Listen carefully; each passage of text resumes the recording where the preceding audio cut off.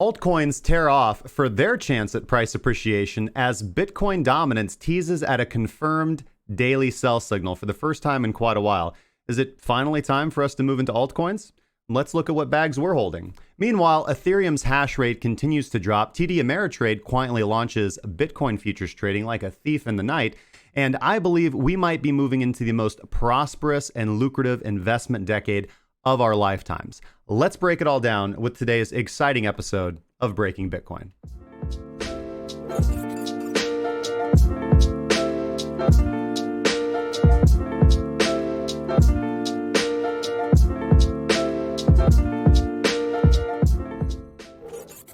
Welcome to Breaking Bitcoin, recorded live in the studio, Wednesday, July 24th, 2019, your daily source for market updates, sentiment, and news for traders. I am your host, Justin Wise, lead analyst and senior mentor at crackingcryptocurrency.com. Hopefully you guys are doing absolutely fantastic today, and a big shout out to everybody tuning in from across YouTube, Twitch, DLive, Facebook Live, and of course on Roku at the Investor News channel. If you want to support the show, make sure to subscribe, follow, share, and engage in the live chat and hit those thumbs up buttons. And as always, today's episode of Breaking Bitcoin is brought to you by the Premium Trading Group. If you are tired of Telegram groups leaving you holding the bag and you want to trade with a professional team that provides their education in a no-nonsense, transparent manner, then head over to premium.crackingcryptocurrency.com. Let us walk you through the Pathways to Profit course and teach you how to build your own verifiable technical strategy from the ground up. Learn how we manage our money, our risk, and our emotions, and benefit from the supportive community of traders and investors that we've gathered over at premium.crackingcryptocurrency.com. We've got a fantastic show for you guys today. We're going to talk about so much, but first, let's start off with a few Premium Trading Group updates for the premium members watching or watching later. I uploaded PTP Module 3 Lesson 2 last night. That video walks through how to backtest the confirmer, how to fully do that with the provided spreadsheets, with the provided data sets. It goes over all the statistical methods that we use to determine how good our confirmer is actually doing at filtering the bad trades out of our system. We go over the three metrics of filtration efficiency. We go over filtered losers. We go over the adjusted win-loss ratio and the adjusted percent profitability. So we'll be taking our data set from Module 2, where we were backtesting our initiator, and we're going to port that over into Module 3. So we're going to take the same statistical data set, we're going to apply our indicator filter to it, and we're going to get better results. And we're going to see how we're going to clean up losing trades and boost winning trades, ideally if we have selected a good confirmer using the metrics that I go over and teach. Okay, so I went ahead and shot the majority of lesson 3 of module 3 this morning, and that is going to go over how to do what module 1 and 2, what lessons 1 and 2 of module 3 do manually. As you guys know, in PTP, we start off how to backtest everything manually, how to do the math for yourself, and then we move over how to programmatically do that in Pine Strategy Tester. So in this course, we're going to walk you guys through how to do everything that we just did manually in Pine so that we can now do things automatically, increasing our speed and increasing our efficiency. So that's going to be uploaded. Give me a couple days to work on that one. I want to make sure that the code is well and good. And we're going to be building off the strategy tester template that we already created in module 2. The next tasks that I kind of have on my list is going to be building the strategy tester for Minx V2 and for Wada Atar Explosion, because those are pretty popularly requested by the members of the group. So I'm going to do my best to create those in as transparent a manner as I can. And then I'm also going to be working on our custom VPCI indicator, getting ready for module 4. All right, so let's move down here. I want to give a big shout out to BFlow, Pluv, and Epistemic Crisis for signing up to boost our Discord server with Nitro. You guys are absolutely amazing. Thank you so much. We're going to be making some big updates to the Discord server, so make sure to head over to discord.crackingcryptocurrency.com if you guys want to participate in the fastest growing crypto community on our round ball, circling around a glowing furnace in this miasma that we call a universe.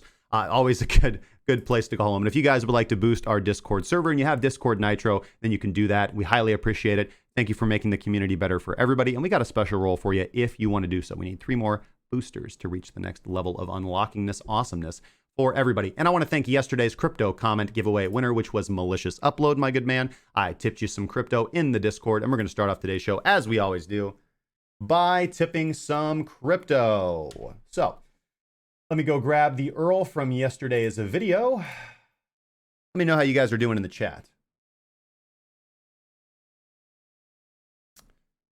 Gotta get some coffee in me this morning. Already had my keto coffee, but it is noon. Oh, that's really good. That's really good. I got the, it's like called Mississippi Grog.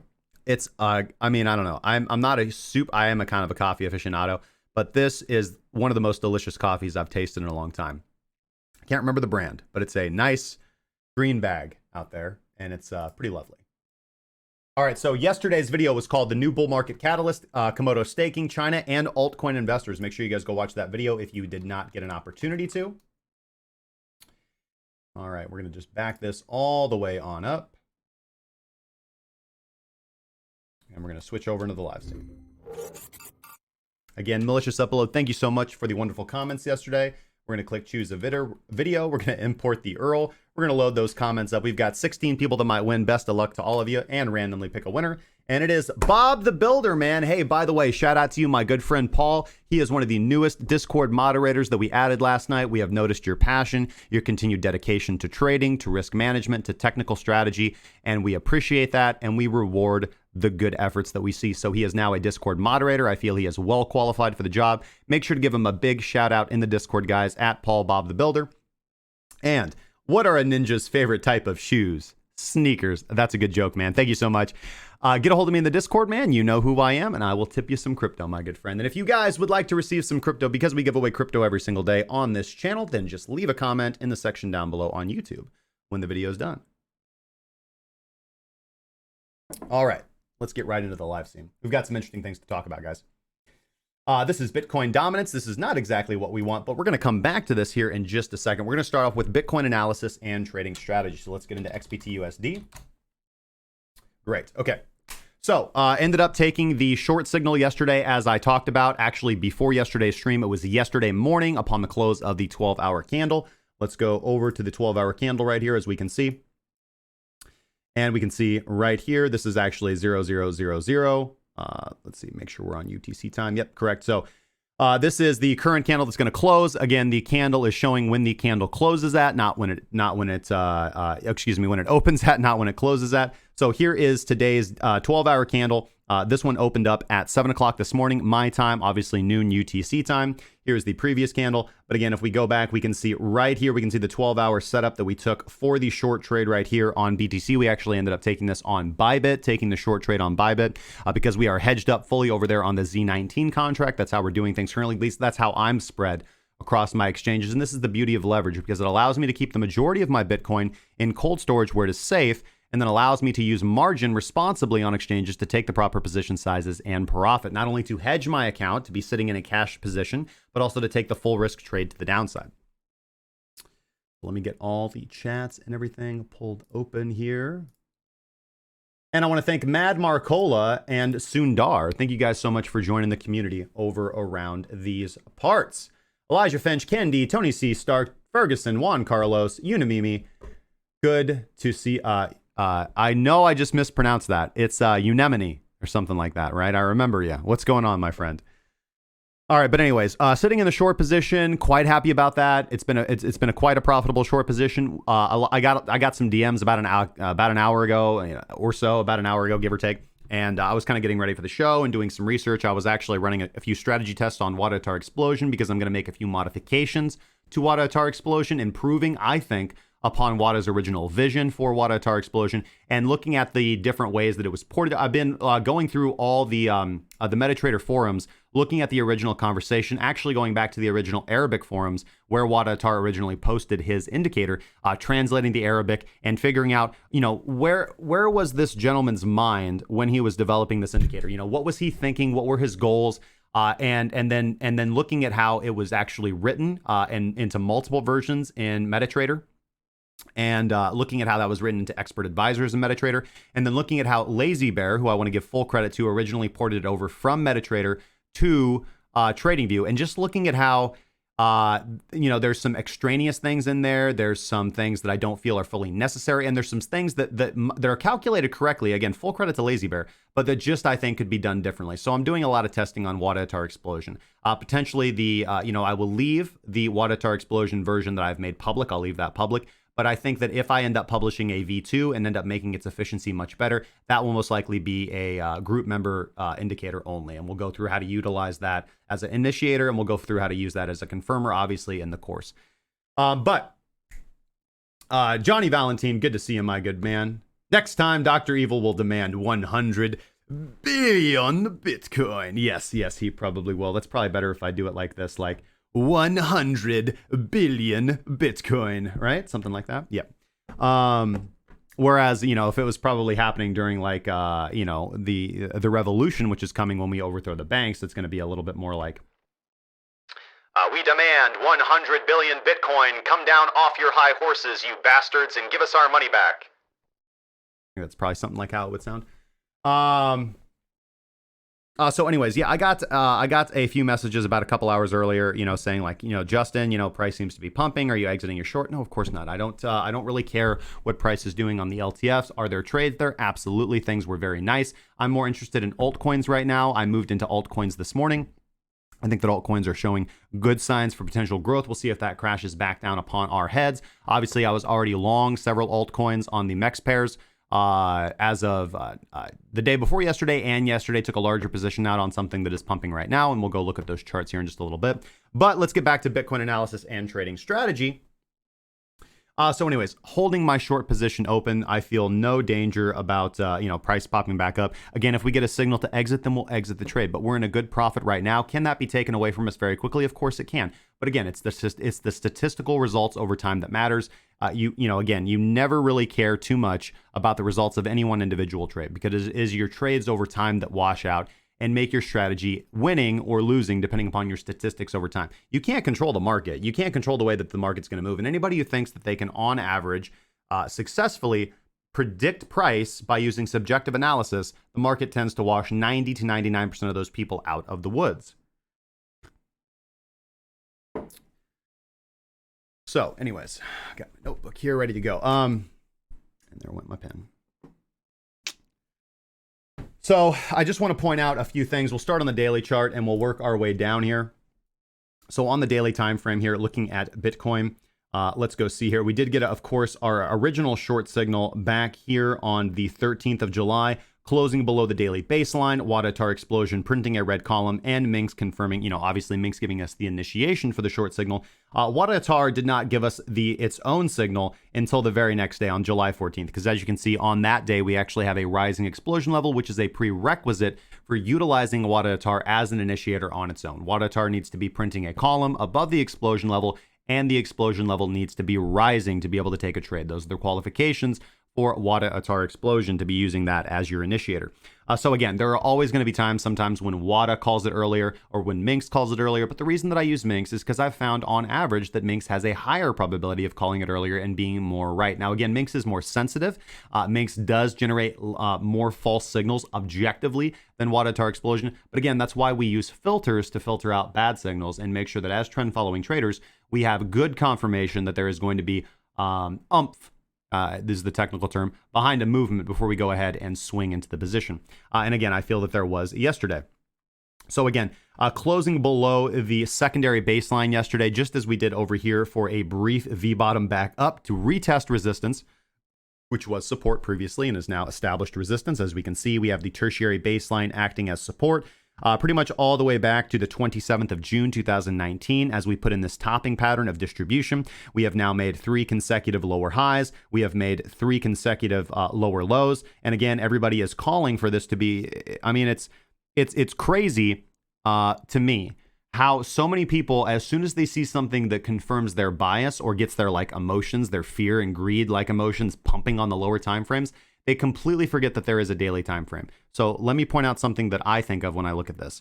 For anybody who's saying, man, a reversal is imminent, buy the dip, man, fill up your bags. This daily candle is not closed, and everything that we are seeing right now is confirmation of a short trend, right? We have a bearish price structure. We have a bearish Bitcoin dominance. We have a bearish total market cap. We have the altcoin market cap moving up. This does not spell well for Bitcoin. This would lead to either consolidation, which is ranging behavior, i.e. no strong trend for anybody. Nobody gets to party. You make money on Bitcoin because you're holding Bitcoin, and you lose it the exact next day because Bitcoin's price is going zip, zip, zip, zip, zip, zip, zip, zip, zip. Meanwhile, altcoins tend to go woo, right? So that's, again, those are technical terms. Don't let me see you guys using that stuff. All right. I heard a couple people talking about that crypto face dude yesterday. That was the first time I've ever heard of him. So I'm not going to say anything positive nor negative about the individual until I've done my own research. And frankly, I just don't care right now for other YouTube personalities. I care about making money with my strategy and teaching other people how to do the same thing. But an open invitation is out there to anybody who, wants to come on the show for an interview or prove that they're a trader or anything like that. Hit me up in the Discord and we'll run you, I'll run you by my team. We'll kind of see if you're legit. We're not going to bring anybody on the show that is a known scammer or anything like that. But anyways, that's just an interesting concept. So let me know what you guys think in the chat, if that's something you guys would like to see or if that's something you'd be interested in. I'm always more than happy to talk to or debate or debunk anybody you guys would like me to do that to. Generally for my own personal pleasure and enjoyment as well. So,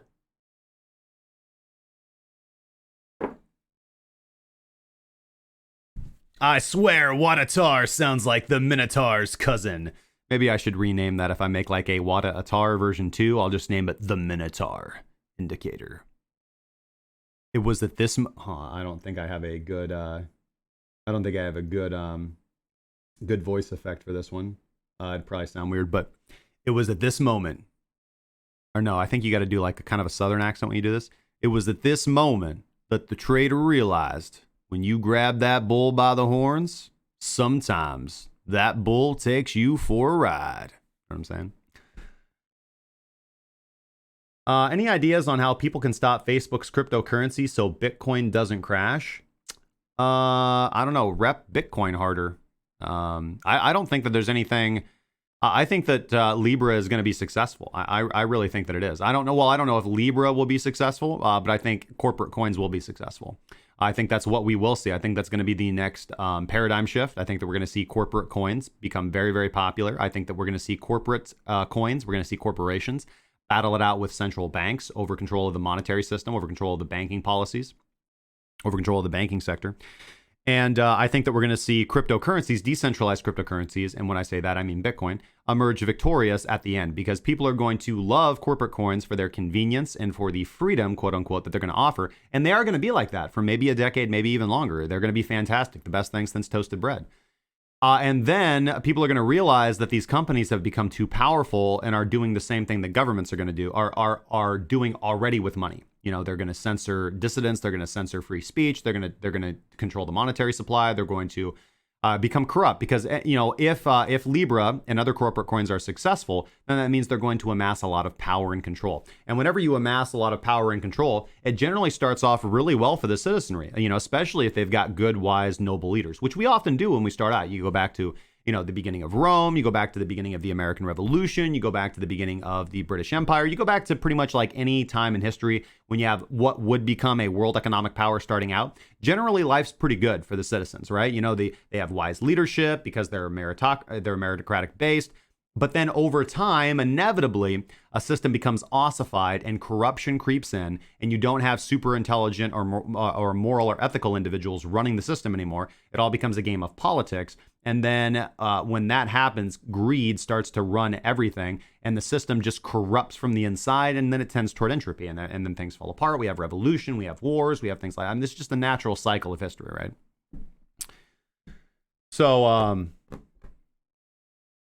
So in that same vein, I think that corporate coins are going to be successful. I think they're most likely going to be popular, and I think that they're going to be great for a while. And then we're going to notice the same problems with corporate coins that we're noticing with governments that have, kind of fiat control of the currency supply.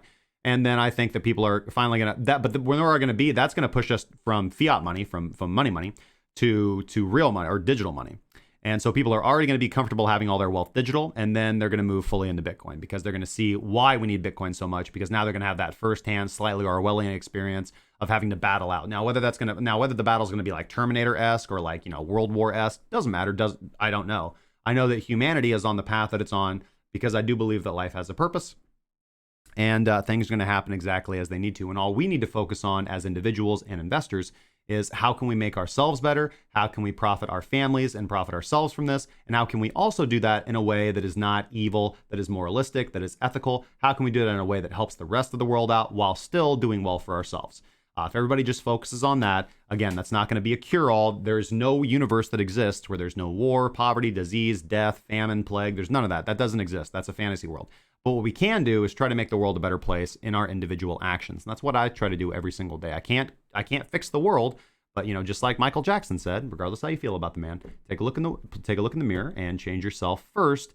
And just as Jordan Peterson says, change yourself, improve your relationship to your family, and then focus on your community, and then focus on the world. But, man, so 1221, and we haven't talked a whole lot about Bitcoin. Anyways, trend is bearish, guys. We've got a bearish Wada Atar on a rising explosion level, so we have no signal to exit this trade at this point in time.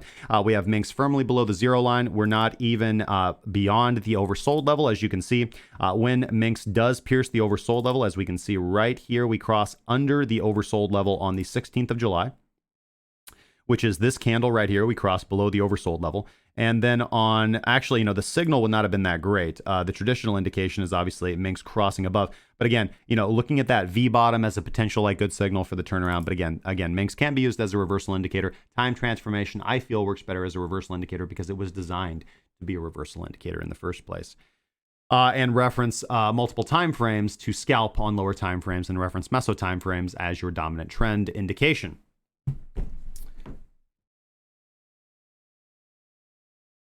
All right, sorry, back scratching and sip of coffee. You got that right, Scott. Got to fix yourself. 99.99% of alts will go to zero in due time, in my humble opinion. Don't say that. I've got some coin staking. There is no evidence at all that things happen for a reason. I absolutely agree with you. It is not, that is, there is evidence, however, that things happen because they happen. So without sounding too obtuse about that, what I mean to say is that the way that I look at the world is this, and I commonly say this, and whether I'm factually correct or not, I don't know, it makes sense to me. There is no other universe that you can travel to where things happen differently. The past is the past, and what is what is, right? You have to accept that and figure out how you can best do that as a result. So because of that, there are things that we can change in the future, but I think that there are certain variables that largely are locked in place. Meaning, I think that humanity, here's what I think. I think that evolution follows a certain path towards success or toward failure. And we have we have built-in biological selectors for this, i.e. natural selection. And I think that you can see the exact same thing play out in sociology on the social scale. So when I say that something happens for a reason, don't take that to the ephemeral, there's a God and there's a purpose for everything. No, what I'm saying is that life does play out on a logical fashion if you zoom your lens out far enough. Meaning that humanity will either succeed or fail, and I'm not really too concerned on how we get there. I just know that we will or we won't. So I'm going to stay bullish on humanity, because if what's the point? Like, if I'm bearish on humanity, that means we're going to fail, we're going to go extinct. Lizards are going to replace us. And then, when the aliens come down, they're going to be like, whoa, look at these Illuminati lizard lords down here. They run the stuff.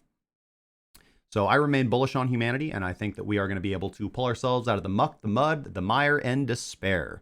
Because what else are we going to do, man? Sit around and whine? That's what leftists do. All right. Must be why the Bitcoin time traveler only mentions Bitcoin. No alts. Could you also use time transformation or Fisher transform as a bullish bearish divergence tool due to it having differences in amplitudes? Yes, absolutely. In fact, if you look at time transformation, it has divergence encoded into it. Yeah, both hidden and regular divergence.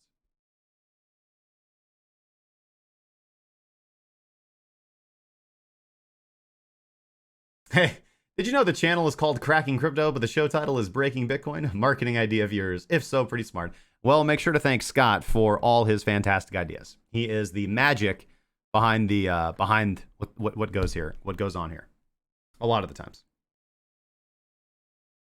Super genius friends. Let's see here. So Bitcoin bearish, man.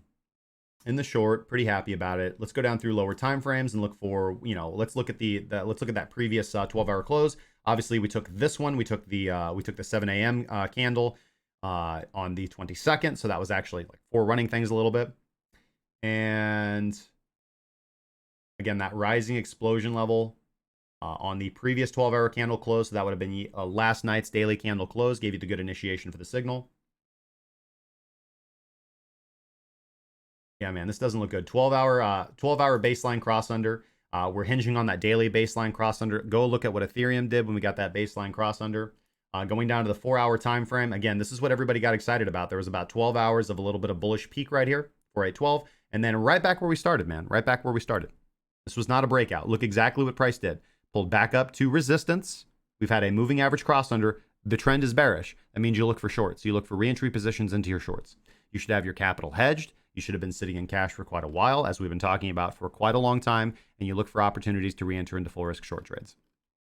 You are a trend following trader, and if you follow that strategy, you will do better more often than not, instead of trying to predict a reversal in trend and trying to take price in the opposite direction from which the market is trying to go. Again, go read Confessions of a Stock Operator. That was a book written by a professional stock manipulator. You cannot manipulate a market in a direction it doesn't want to go. So if whales can't move a market in a direction it doesn't want to go,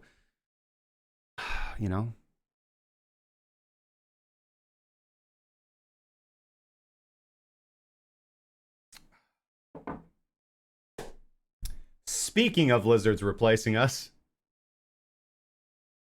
Spottabee69 says, bearish on humanity in the short term, bullish long term. Yeah, I'd say it's more like I'm bullish on humanity, but I got a limit order, I got a limit order down. I got a stank bid on humanity. You know what I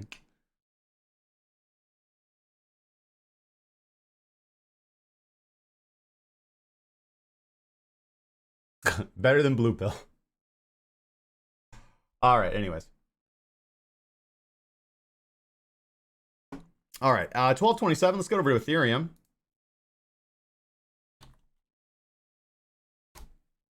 All right, again, took the short position on Ethereum, actually. Let's okay,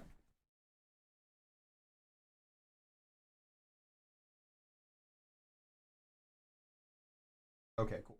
Yeah, underwater on Ethereum for quite a while, back in the green now. And again, movements like this don't concern me. This was a longer time frame setup, looking at higher time frames, looking at that 12, getting the good signals from previously. And again, we took that trade as we should have over on Ethereum USD. Price pulling back a little bit on the meso time frames. Actually a pretty impressive green candle. I'm not gonna lie, that was a pretty nice big candle. But again, our logical stop loss placements based on the higher time frames, and we are back in the green on this trade. So the worst case, the worst case situation here is, should we get an exit signal on the time frame that generated the trade, we'll exit at a small loss or break even. Meanwhile, we already took a couple profitable altcoin trades this morning. We took profitable altcoin trades over the last 2 days, and things are looking quite good, man. Portfolio well in the green. I think we're up. Again, you guys have to remember, we had a losing streak the first week of July.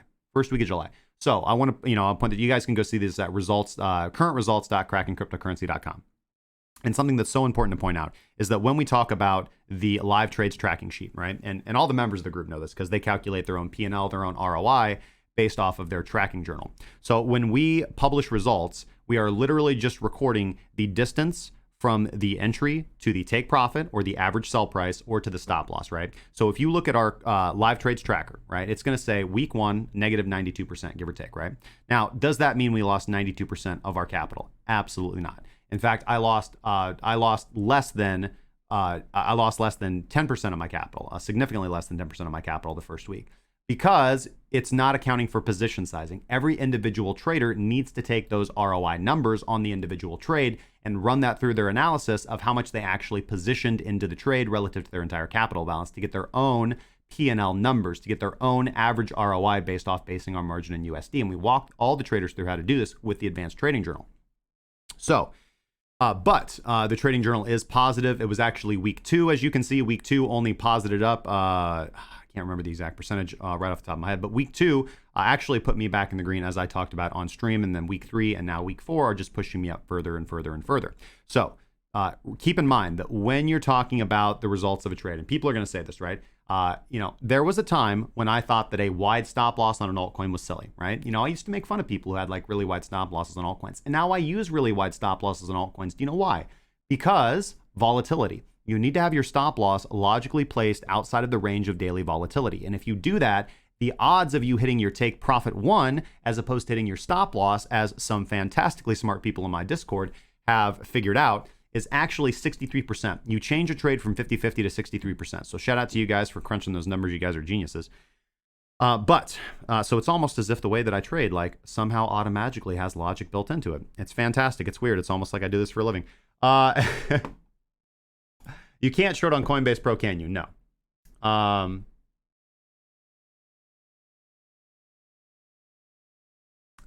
Malicious upload. Don't come in here and say things that are smart, bro. Come on, man.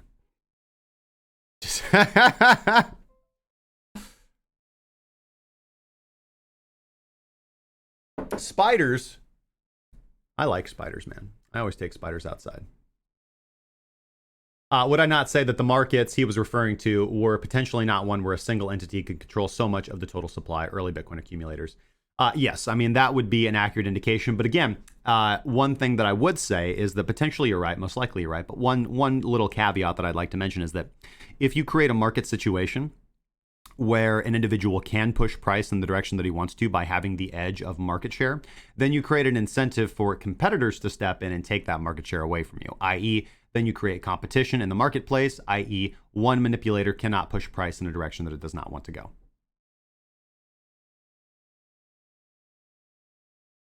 Because, for example, even if you have the entire market share, if you can't convince, if the market doesn't want to buy your coin, let's say I have 70% of some altcoin, but if nobody wants to buy my altcoin, then how can I push the price up, right? I can do wash trading, but that's not actually making me any money, and it's in a manipulator's interest to push price in a direction where you can actually profit. So again, you need somebody on the other side of the order book from you to actually generate profit.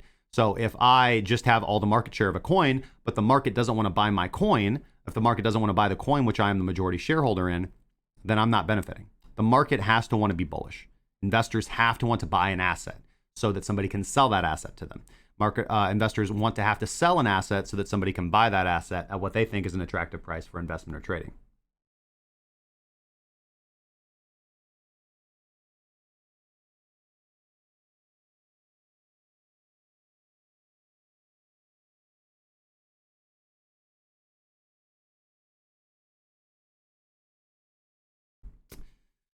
All right, so let's move on with our analysis here. If I was in the middle of a point, I apologize. So Ethereum USD right here. Again, there was not a very good signal to take the trade to the upside. Let's go look at the hourly. Minx did give us a long signal right here. Let's actually take a gander and see. Let's pull open.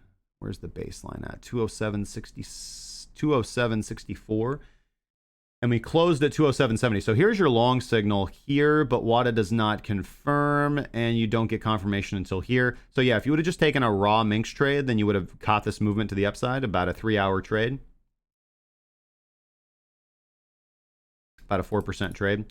But you would have had to be quick with the trigger to sell, man, because price moved down very, very quickly. So, I mean, again, not an impressive move to the downside. Look for opportunities to re-enter your shorts and stay cash hedged until you get a strong trending signal to the upside. On the daily, things do not look bueno. Okay.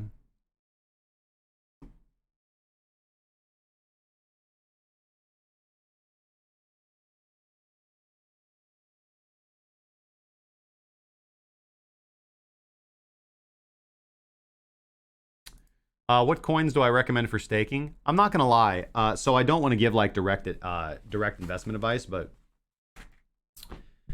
there are certain coins that I do. I don't know why I flipped that piece of paper over. Like I got some magical investment information on there. That's just my getting ready for my month-end review of my portfolio. But there are some staking coins that I do like. Again, this is not investment advice. Don't go buy these coins. In fact, the opposite of what I say. But Neo, I think, is quite good. I think Komodo is quite good. I think those are good, high-quality coins that are proof-of-stake coins that you can stake. And then, to be honest with you, I stake coins of our partners because I quite like the guys. I think they're good projects. So that would be X42, that would be Spectre Security Coin, and that would be MMO. I think they're good projects. They're easy to stake. We give MMO away. We give X42 away on this channel. All you can do is go download the wallet and stake it. It's quite simple, man.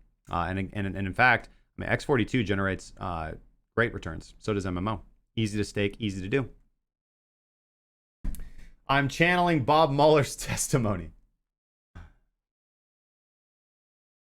I don't have coffee in that mug. Buy Bitcoin, BCH. Right, that's called Bitcoin Cash.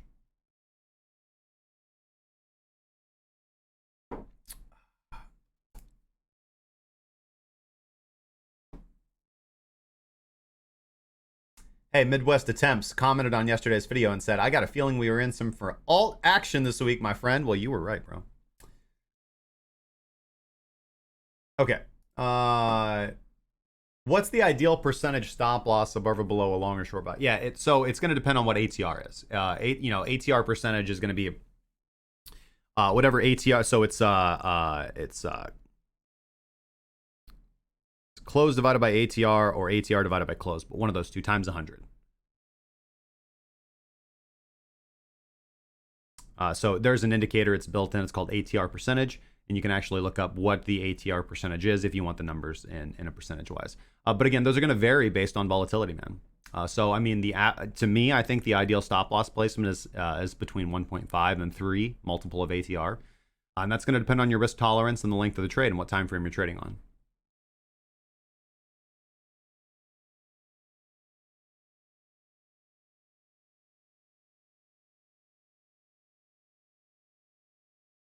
Yeah, simple POS pool is not too bad. And again, when most people clown on staking, it's because, again, most traders and investors only worry about growth investment.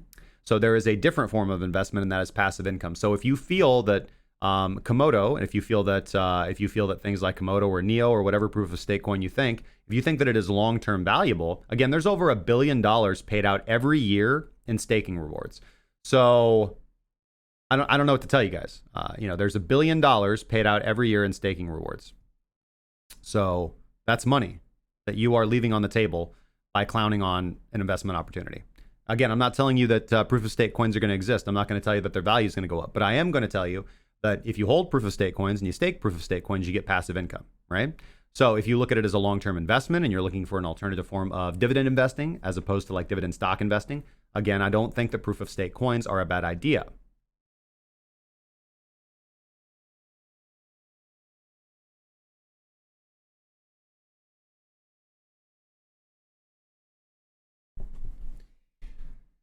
Okay, so we talked about Ethereum. Let's get into Litecoin. Litecoin to the dollar. Look over here on Coinbase. Again, things not looking very good. Very similar to Ethereum. Putting in a little bit of a Darth Maul candle on the daily. This is enclosed, so we don't have a lot of indicative data. Let's go down, but we are still below the baseline. We are reeling from the baseline cross under. Price is consolidating. I think that is going to continue its bearish trend. I wouldn't be surprised to see ranging right now, but again, I think that the trend is to the downside. So just as always, you look for opportunities to re-enter to a short. If you have the ability to short this, again, you're probably going to be looking at Bitfinex, and I don't trade on Bitfinex, so I don't look for opportunities to short LTC USD pair. I am only able to short the LTC BTC pair.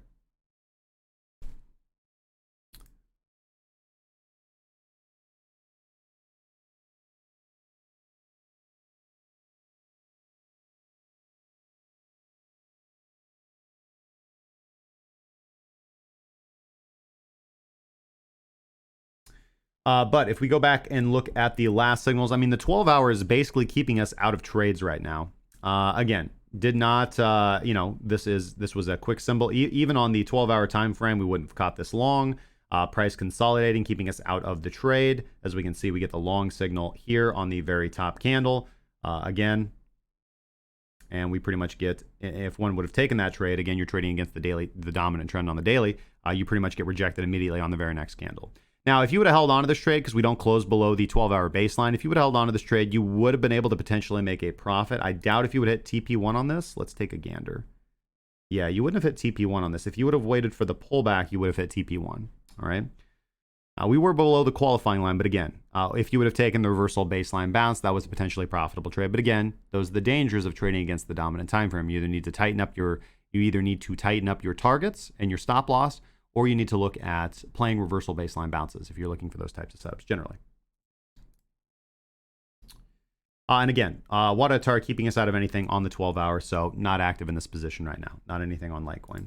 Looking over at Mrs. Litecoin to Bitcoin, though, on the other hand, get some nice bullish activity, guys. Getting some nice bullish activity. Again, Litecoin wasn't one of the ones that I took long. I took alternative coins to the upside on BitMEX last night, but pretty happy with that. And just as I posted this morning for the premium members, I think that altcoins are going to put in some bullish activity. The entire market's picking up. We're getting a daily sell signal on Bitcoin dominance. I think that we're going to see some nice bullish activity on altcoins, potentially moving into the rest of the week and moving into the weekend. And who knows? The way that it plays out, we'll just have to wait and see. Wait for further confirmations. Look for nice trending signals on higher timeframes. But again, this is the first time that Bitcoin dominance in a long time has gone up to such a massive peak, reversed, and given us a daily sell signal. And historically, that does mean good things for alts, right? It doesn't really mean good things for the entire market afterwards, because again, if you want to think back to 2017, Bitcoin dominance shot up, Bitcoin's price shot up, Bitcoin's price dropped quite a bit, altcoin dominance started going up, Bitcoin dominance started dropping and gave a sell signal on the daily time frame. Altcoins went ballistic bananas and shot up XXX%. And then the entire market went, right? So again, not saying that correlation equals causation, but just something to be aware of. So anyways, Mrs. Litecoin on the daily.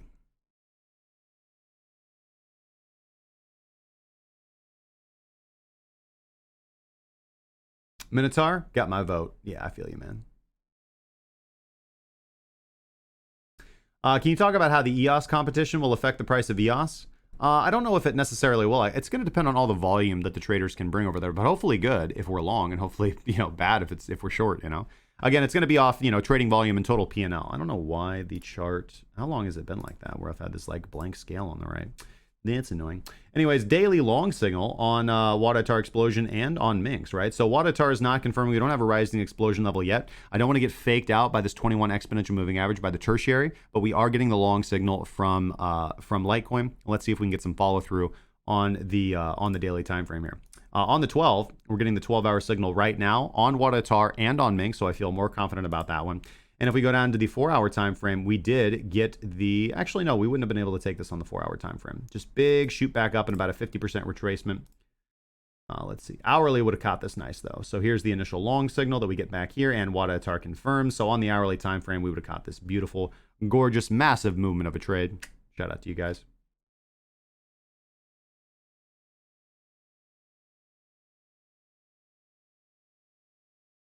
Are we calling the alt season pickup? Get in the truck, guys. No, not yet, but I think that it's something to watch for. Look at Tesla, man. That thing's going to 200x again. Sure, man. Let's put that on the requests.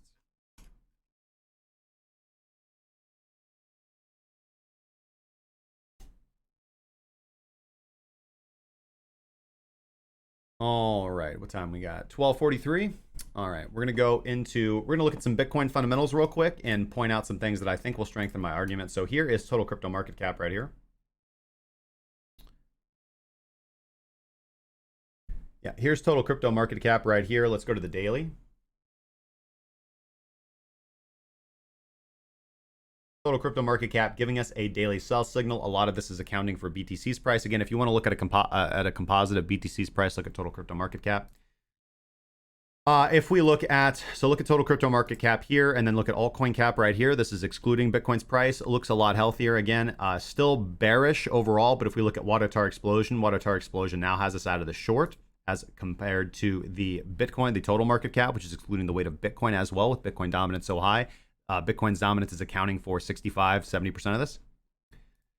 And total 2, we can see that Wadatar is telling us to be out of a short trade because we are now printing columns below the explosion level, which is an exit signal for Wadatar Explosion, right? We also have a stronger doji candle on the daily here. Let's see how things close. But again, this does, to me, posit more strength. If we look at longs, we've still got 21,945 open long positions on Bitfinex. And if we go look at shorts, only 7,006. To me, this doesn't bode well for shorts, man. To me, this doesn't bode well for longs.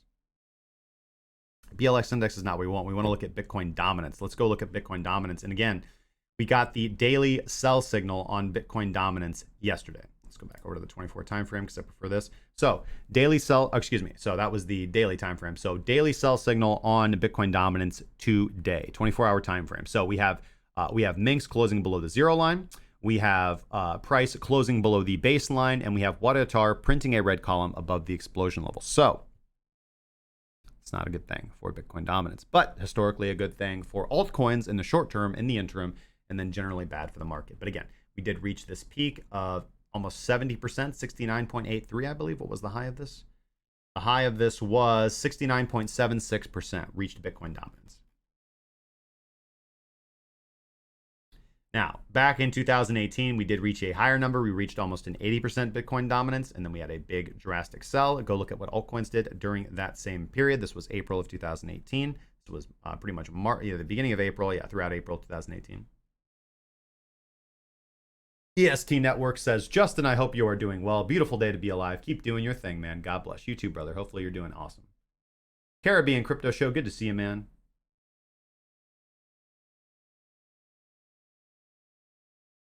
Wait till they make a cryptocurrency they name Coffee Coin or Tea Coin. Well, I'll tell you what, I will drink the crap out of Coffee Coin.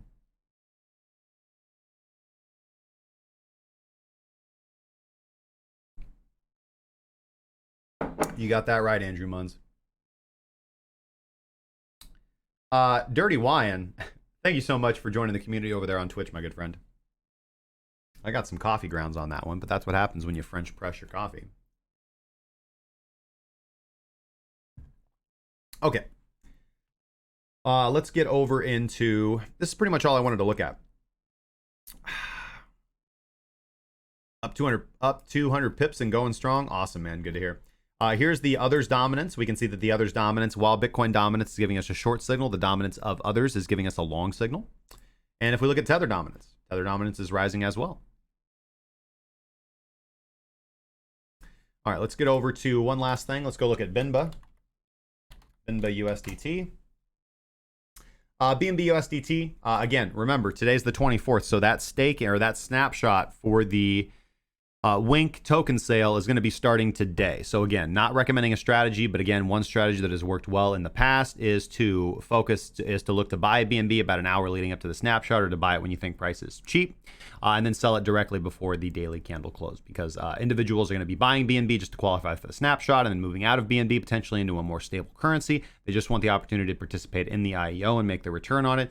Again, one thing that we do have to factor into this analysis is the fact that this IEO is pretty slim pickings, I guess, in monetary returns. It's $30 a ticket, which is freaking lame. But again, people are desperate, man. You know, people be thirsty out there for them Binance IEOs nowadays. So obviously, as an American, not something that I'm going to be participating in, but just a trading strategy revolving around BNB. So what's better, Coffee Coin or Tea Coin? Definitely Coffee Coin, man. Definitely Coffee Coin. 100%. BNB BTC on the other hand, gave us a long signal over here on the 18th. We would have been able to take in it 2 days later, and that would have been a good trade. Coming up to the 55 exponential moving average level of resistance, and right now we're about to see the primary and tertiary baseline cross over, with price wicking nicely off of the tertiary baseline. We're looking for potentially a continuation signal, but again, I think this looks good, and we got the long signal from Wada Atar right here. You are still at break even after 2 days of Bitcoin doing a lot of wibble wobble, so I think BNB BTC actually looks quite good, man. Again, as CZ said, don't bet against BNB.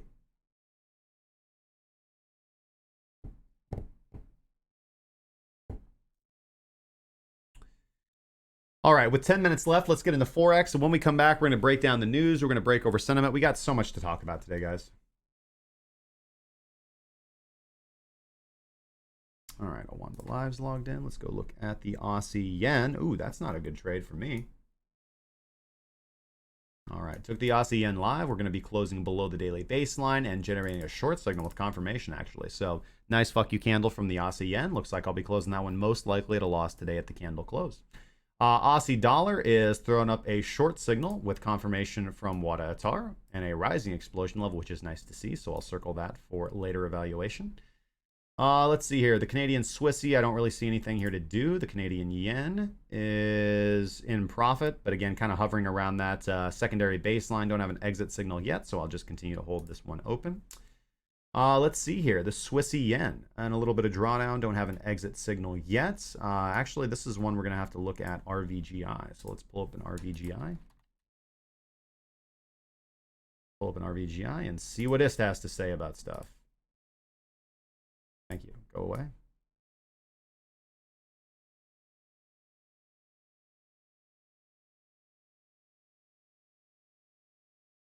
Aha.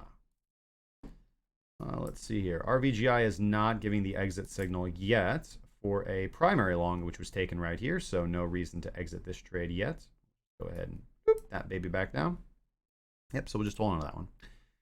Euro Aussie, nothing to do on the Euro Aussie. We were looking down here for a reversal trade, which would have been a good signal, but I don't take reversal trades. Just something to point out. Nothing on the Euro CAD, nothing on the Euro Swissy. Nothing on the Euro Kiwi. Euro Kiwi, actually, I've been riding. You can see that I'm up about 270 pips on this trade so far from the Euro Kiwi. Did go ahead and tighten up my stop loss. Let's see here. And I don't really see a good reason to be exiting this trade. Yeah, we'll look at this one tonight. I think 270 pips is probably something to be pretty happy about. Let's see here. Euro Pound is doing well. Went ahead and obviously we can see Euro Pound hit my first take profit today. Went short right here, so made currently up about 52 pips on this trade. So we'll go ahead and move my stop loss to break even on this trade, and we will patiently wait for our day to explode. All right. Euro Yen again. I wish I would have caught this one. Again, got the signal from Minx right here. And then we got the confirmation closing below the baseline on July 11th. But again, not a day. I wasn't trading on July 11th. So this thing's happened. I was talking about taking the euro dollar short over here. I didn't end up taking the trade. I need to be better at always trading at 3:30 every day. Pound CAD is potentially going to be giving us a long signal. Let's circle this one for later evaluation. Pound Swissy, I don't see anything going on here. Pound Yen, I don't see anything going on here. Pound Dollar, I don't see anything going on here. Kiwi Dollar, I don't see anything going on here. Consolidation, watch for a break to the upside of the primary or secondary baseline. Kiwi CAD, I went ahead and I'm still holding this long position open. Willing to deal with this nice fuck you candle, getting a little bit of a recovery pump right now. Again, I've already taken profit at TP1. My stop loss is at break even. Let's see what RVGI has to say about this. RVGI is telling me to get ready, get set, but not go yet. So I will wait to take profit on Kiwi CAD. Kiwi Swissy, nothing to do. Kiwi Yen, nothing to do. Dollar CAD. Ooh, Dollar CAD. Should have taken this one long yesterday. How did I miss that one? Might not be too late. A Pound Aussie, nothing to do yet. The Dollar Swissy, nothing to do. The Dollar Yen, nothing to do. Potentially a long signal on today's candle. The Aussie CAD, nothing to do. The Aussie Swissy,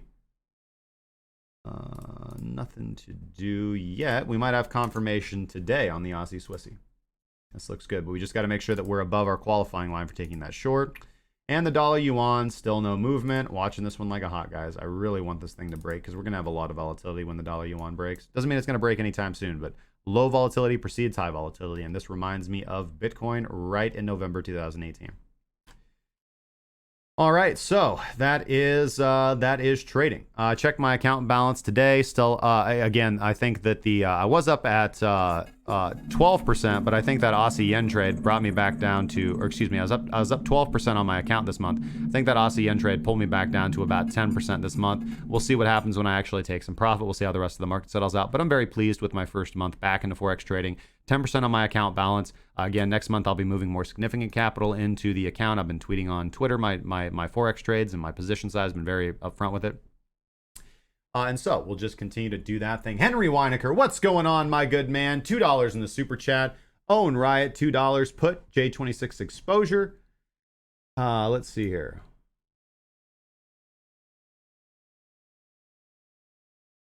Let me reread that a little bit closer. Okay, so you own Riot, $2 puts. July 26th, not exposure, expiration at 4 cents. Now 8.5 cents. Say you're killing it.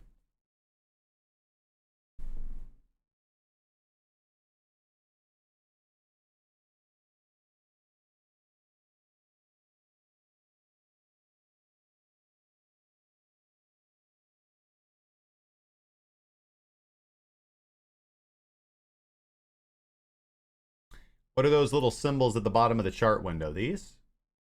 This is news. And forecasted price.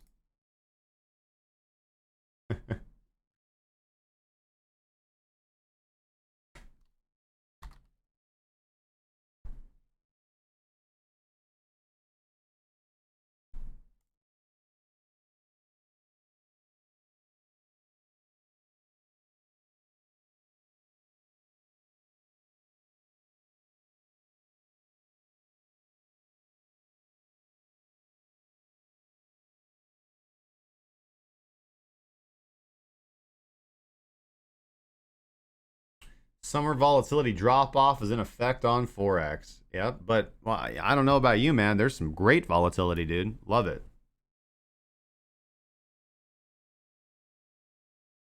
All right, so you buy your puts at 4 cents. Puts for $2. You're in the money.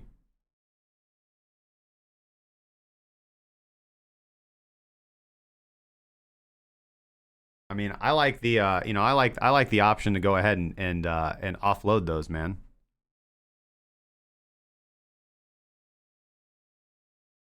That's kind of what I said last time, and now we're up significantly more.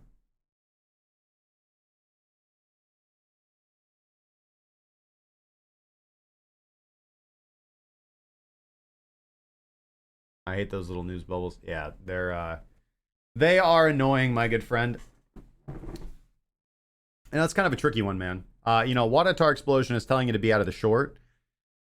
Wadatar Explosion is telling you to be out of the short on the year. Price is still bearish, so you're looking for any and all opportunities to get back into the short. But again, price consolidating, moving to the downside.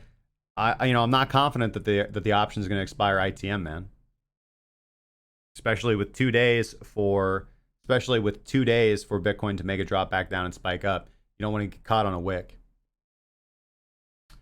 Whenever I have an opportunity to, whenever I'm uncertain and I've got good money on the table, again, take your money, move your stop loss to break even.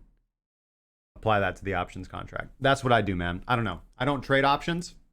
It's although I'm pretty good with them, it's not my specialty, and I don't claim for them to be my specialty. But that's my opinion.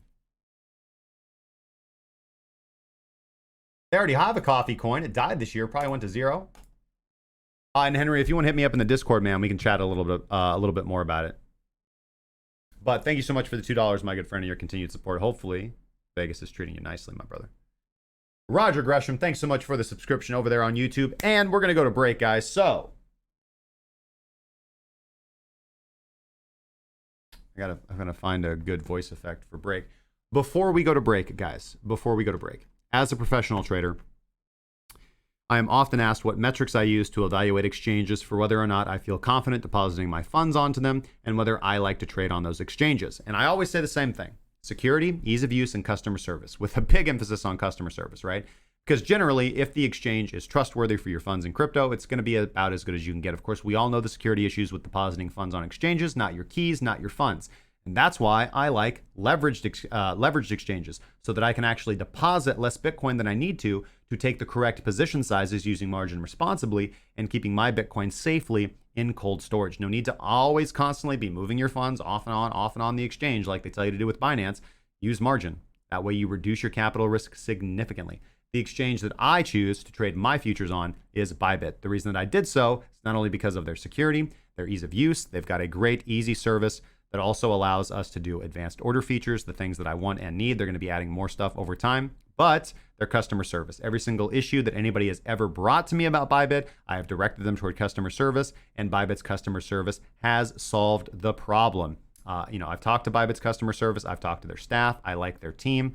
Again, customer service to me goes a long way, and actually seeing an exchange that cares about their people makes a big difference to me. If you guys would like to try for yourself ByBit and see if you'd like to make the switch, you guys can go to bybit.krakencryptocurrency.com. If you sign up with that link, ByBit will give you up to $60 to test their platform out at no cost to yourself. Again, that's bybit.krakencryptocurrency.com. You can test their platform for free and see if you like the exchange as much as I do. All right, guys, we're going to go to break. When we come back, we're going to talk about the news. We're going to talk about so much. Don't go anywhere and get your chart requests ready, because we're also going to look at your user-submitted chart requests. We'll be back in just a moment, guys.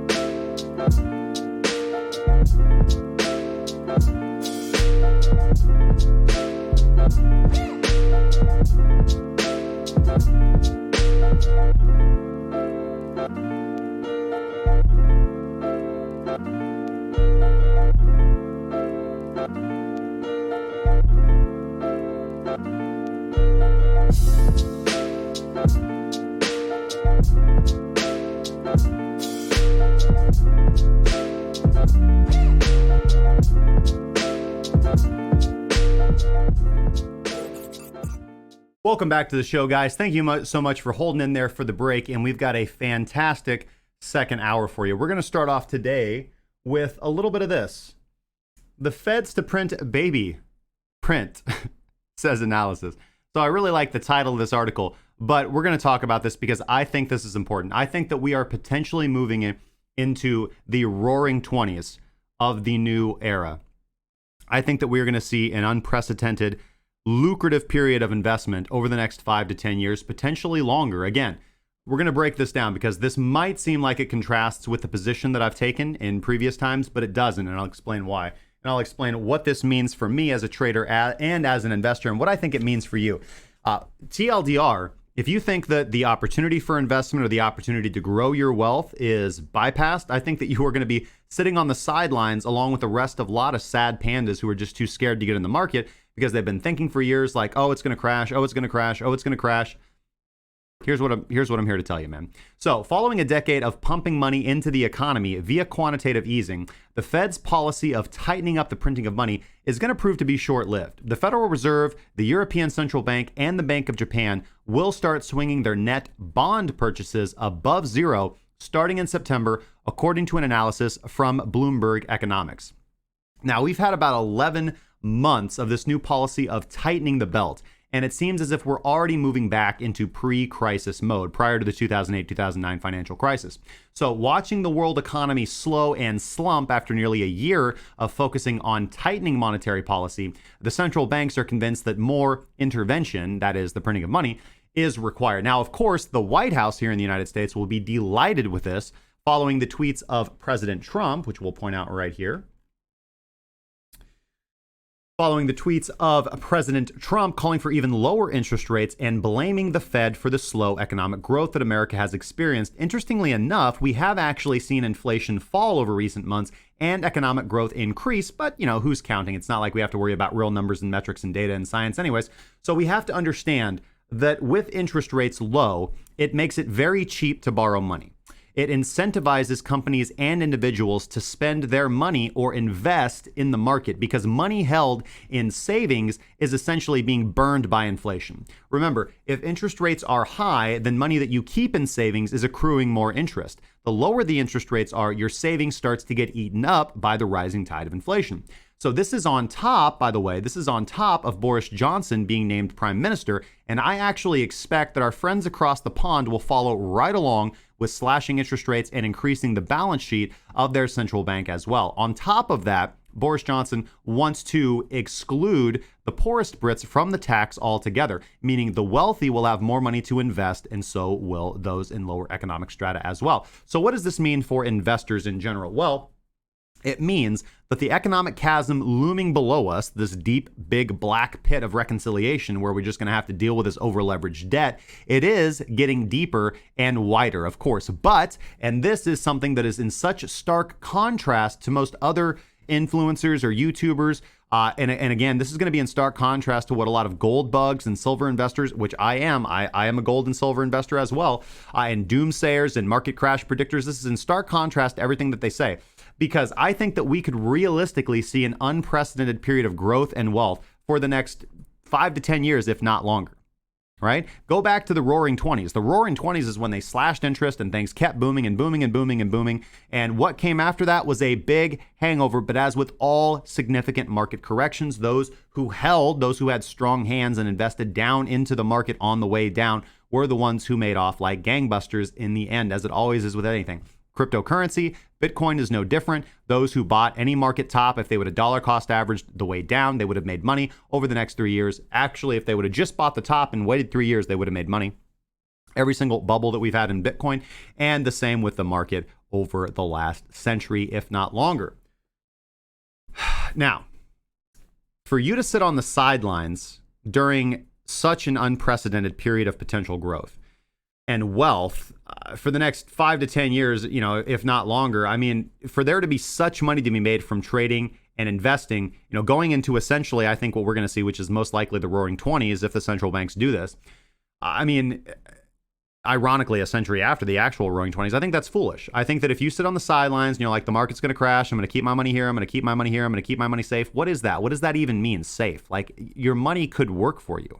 But people who are too afraid to enter into the market are always going to lose out, because people who think that it's too early to invest, or they're going to wait for a correction, or they're going to wait for what they want to see to actually invest. Again, we're talking about something different from trading. We're talking about investing, which is different from trading. When you want to be an investor, you buy quality, and you continue to buy quality until the day you die. And historically, that is how you gain wealth. That is how you accrue wealth. If you start in your 20s, it is not too difficult to have $100,000 in investments by your 30s. And at that point in time, that is the magic number. Your investments start to work for you and generate significant capital. You can use that capital to buy real estate and flip houses. You can use that capital to buy dividend growth investing stocks and actually receive passive income. You can use that money to start up a small business. You can do whatever you want. But the goal is always the same. Bust your ass in your 20s, and then you can do what you want in your 30s because you have invested in your future. But if you do what America and what most societies nowadays tell you to do, which is, hang out, chill, man, search for truth in your 20s, grow yourself, pop some mushrooms, bro, and experience things and blah, blah, blah. And no hate to the mushroom lovers out there. I have no problem with psilocybin. I think it's a great medicinal tool. But the entire point that I'm trying to make is that in society, just about everything out there, from the schools to the media to everything you could possibly encounter, our popular music, our popular media, it is telling you that you should not go out, bust your ass, invest and save in your 20s. And that is absolutely what you should do. That is exactly what I did. That's why I am where I am today. So for anybody watching this that is in their 20s, specifically in your 20s, it doesn't matter the job that you get. Go flip burgers at McDonald's. It doesn't matter. Grind your 20s out and save and invest 50 to 60% of your funds. And by the time you're in your 30s, you will have a pool of capital that you can do what you want to. You can start a small business. You can invest in real estate. You can do whatever you want with that money, right? And if you've invested wisely and smartly, you now have capital that can work for you. And you will not be like the majority of human beings who have no money in savings, who do not have an emergency fund, who would be absolutely screwed should their job end the next week. Now, that is not the fault of capitalism. That is the fault of poor financial and investment education, something I feel should be taught in middle school. The goal, the absolute result is that postmodernism and everything that tells you to engage in conspicuous consumption and enjoying your, like spend on yourself, man. When you're in your 20s, you should be going all over the place and spending money and buying new shoes and new clothes and looking nice. Live like a scrub in your 20s and grind your back into the dust to accrue capital and save and invest that capital. And you will have a pool of money that is significant in your 30s that now you can actually utilize to realize your dreams.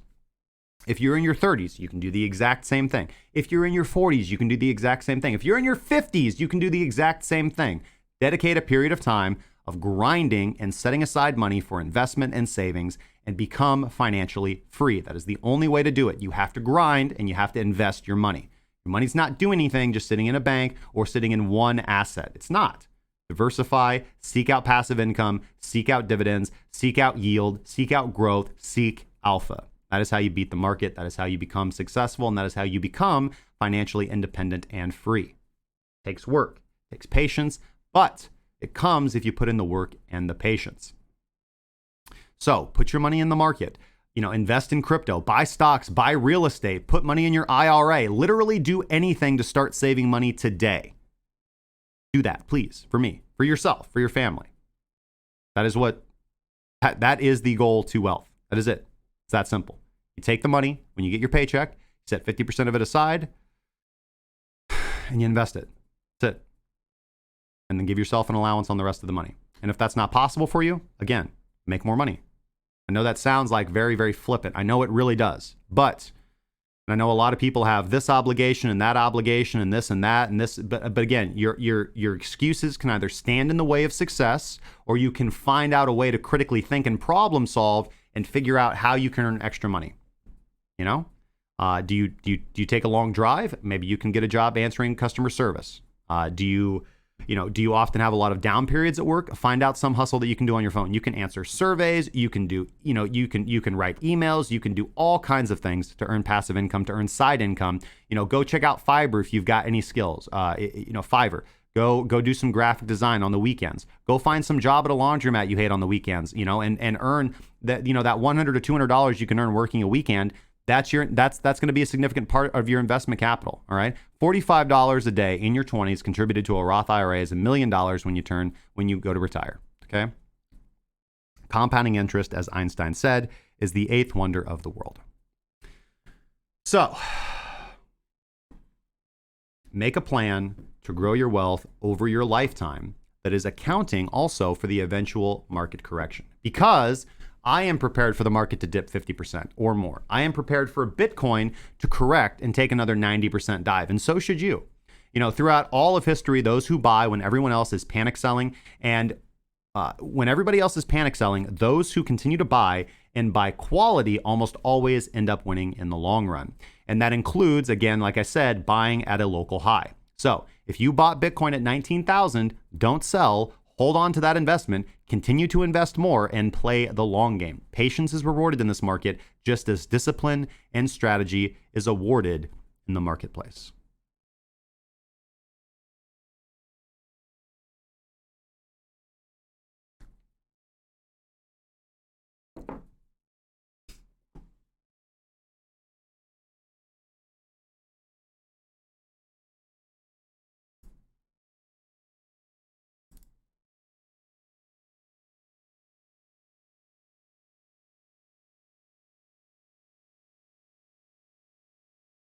I'm hearing a ring of Dave Ramsey in this video, in this advice segment.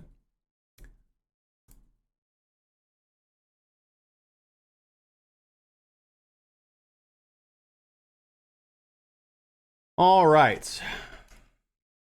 This is the Bloomberg analytics. This is all linked in the show notes. Make sure you guys go check those out at breakingbitcoin.money. They're available every single day. I wanted to mention this. This is a tweet from ByBit Official. So earlier this month, I did donate my my prize rewards to the Water Project. I asked ByBit to donate these proceeds that I won from the trading competition to the Water Project on my behalf, and they did do this. And very, very grateful to ByBit for doing this. For sponsoring the trading competition in the first place. I reached out to them this morning. I had some traders ask me a few questions who participated in the competition, so I did reach out to them and ask some questions about that as well. I should have an answer here pretty soon. ByBit's always pretty quick with their responses to me, and in general with anybody, from what I understand. So again, I just want to thank I want to thank ByBit for doing that, for donating to the Water Project. Something that I don't think that we talk about enough. And again, I don't want to ring a dead bell here. But if you are seeing the rewards, the financial rewards from intelligent investing and from intelligent trading, as we do on this channel, then you want to make sure that you are doing something financially to make the world a better place. And I believe that contributing to charity is an important thing. Not only do you get a tax write-off for it, it is also a good thing to do. Again, if we do not want the government to tell us who we should give our hard-earned money to, because they're going to steal our money and give it to people we don't even want to give it to in the first place, it is upon you to make the change, to show the world, to show society, to show all the frickin' postmodernists that this is something that we don't need government to do. We don't need big daddy government to come in and redistribute our wealth.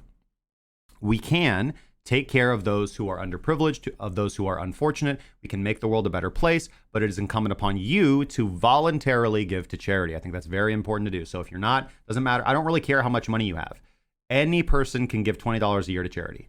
If you are a person who's like, I don't give to charity, well, you're a piece of shit, man. I don't know what to say. Reach into your pocket, take out that $20 you're going to spend at McDonald's, and give some money to charity, right? You know, this is one thing that I think religious people are really good at doing. Tithing, I think, is really important. Don't give it to the church, give it to the charity, give it to the people who actually need it. But again, historically, you know, the church has been pretty good at doing philanthropy and charity. So again, don't have huge problems with organized religion insofar as they give to charity. Have other problems with them in other assets. But again, that's a controversial subject. And although we're pretty controversial on this topic, this is one we're going to steer away from for the current moment. I just wanted to also point out on this, you know what I mean? Just wanted to point out on this also that, you know, Wendy O, you know, commenting that she loves this to a thread that is regarding me. So I feel like we've made it, guys. We're officially there. We're officially there. Anyways, guys, ByBit is having a global EOS trading competition coming off the heels of that as well. So this is going to be the first of its kind, which consists, so the way this is going to work is that teams across the world are going to battle each other for a trading competition. Now, we previously did a Bitcoin trading competition. ByBit was kind enough to host a trading competition just for our group and for everybody who wanted to sign up. This is going to be a little bit different. So this is going to be, they're going to be team captains, right? So I'm assembling my team right now. So regulators, roll up. This is what I'm trying to say. So I gave the shout out, obviously, to the premium members first. Those are the first people who get dibs to be on the team. If you guys would like to take part in the EOS trading competition on ByBit, you can hit me up in the Discord. We are going to have a conversation. I am going to want to take a look at your trading journal and make sure that you are a profitable trader and consistently profitable trader and that your strategy is congruent with the way that we trade. It can be also not congruent, honestly, with the way that we trade, but I need to see that you're a consistently profitable trader. But if you want to test your skills, there's going to be up to $60,000 in prizes given away for the trading competition. So my team's going to enter. If you guys would like to participate and be on my team, you guys can go register. Use bybit.cracking cryptocurrency to sign up. You're going to need at least 50 EOS to participate in the competition. That's about $200 at current market rates. EOS is about $4 in EOS. So you need to have a minimum of 50 EOS. The trading competition is going to start. There's going to be, here we have the top team prizes. We need to have at least 10 members. That's not an issue for our team. But again, there's not going to be more than 200 teams, I do believe. So registration is going to start next week for the teams. So I'm looking to assemble a team. So if you guys believe that you're consistently profitable traders and you would like to put your merits to the test and you're over on ByBit or you want to go trade on ByBit, again, you can use the link. Then get a hold of me if you want to sign up for my team. We're going to try and crush it as we always do. We crushed the Bitcoin trading competition. So we're going to try and bring it home for the good old cracking crypto. So if you guys want to help out with that, again, all the information will be linked in the show notes. There's going to be individual profit prizes, individual profit volume prizes, and individual trading volume prizes as well. So the recruitment period for captains starts yesterday and runs to August 1st. Registration for the competition is August 5th to the 14th, and it starts on the 15th. So you've got about a week to get a hold of me if you guys would like to participate in this. I think this is going to be pretty fun, man. I think this is going to be pretty fantastic, and I'm looking forward to pitting my skills against the rest of the traders and trading groups and who, want to be traders out there across the cryptoverse. So best of luck to everybody. And again, if you're interested, get a hold of me in the Discord. All right, let's see here. Now, like a thief in the night, TD Ameritrade has launched Bitcoin futures trading for its clients. Now, to be honest, you need to have a decent retail account balance, not that big. You need to have at least $25,000 on your TD Ameritrade account to participate in trading Bitcoin futures on the TD Ameritrade platform. They are using the CME futures market. And to qualify, you need to not only have $25,000, but you need to have margin enabled for your account. You need to have tier 2 spread options approved. You need to have advanced features enabled. You need to have futures trading approval. And of course, as I mentioned, the $25,000 account minimum. So this really, to be quite honest, for most retail traders who are serious traders, is not that difficult. These are not whack-a-noodle options that you need to have enabled. So, but again, this is what I really like. Everybody's like losing their minds about back. This is serious news over here. So let's do the math on this. TD Ameritrade has $1.27 trillion. And while I talk about this, let's actually go over to the TD Ameritrade page where you can actually go see how you can sign up for an account. They've got this deal going on where you can get up to $600 when you open up and fund an account. That means you have to deposit a significant amount of capital to get a $600 trading bonus. Most brokerages do things like that. But again, if you're going to trade on a brokerage, don't miss yourself out on the opportunity. Free money is free money. So TD Ameritrade has 1.27 trillion, that's trillion with a T, in assets under management. If even 1% of that capital is going to flow into the BTC markets, the CME futures markets, that is $12.7 billion that would be added to the total market cap. So let's take a look over at the real 10 volume from on-chain FX. we can see that the reported 24-hour volume from all the wash trading exchanges is about $13.84 billion, whereas the real 10 exchanges that Bitwise report concluded are the only exchanges that report real volume is more closer to $2.35 billion. So again, if we had all of that in active daily volume, then that would actually bring us closer to the actual reported volume coming from the wash trading exchanges. But and while I don't think that we're going to get that $12.7 billion in 24-hour volume or daily volume, again, that's a little crazy. But we still should see a significant bump in our daily trading volume, which is good for traders on any time frame to be trading on. Now, again, you guys know how I feel about Ethereum, man. So don't be hating on me. This is to be expected. Ethereum's hash rate is something that I've been monitoring, and it's something that is concerning to me. So according to statistics from LongHash, which is a hashing statistics website, according to statistics from LongHash, Ethereum's hash rate remains 42% below what we saw at their peak at the height of 2018, where they were hashing about 295 gigahash per second. So for those of you who don't know, hash rate for proof of work coins is a signal of the network's security.